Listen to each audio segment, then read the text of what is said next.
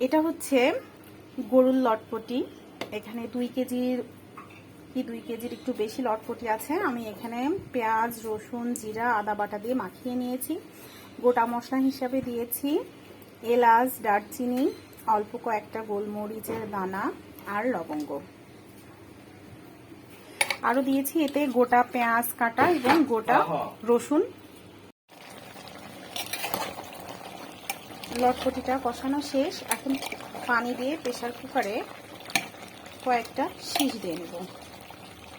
পরিমাণ মতো পানিটা দেওয়া শেষ। এখন প্রেসার কুকারের ঢাকনাটা লাগিয়ে দেব।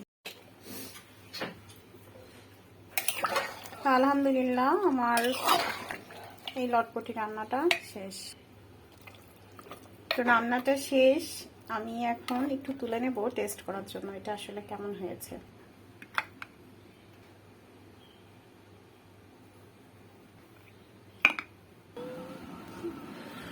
তো মাশাআল্লাহ, এই লটপটি রান্নার ভিতরে ছিল কিছু ফ্যাকসা, মাথার বিভিন্ন অংশ, পায়ের অংশ আর কিছু ছোট ছোট মাংস।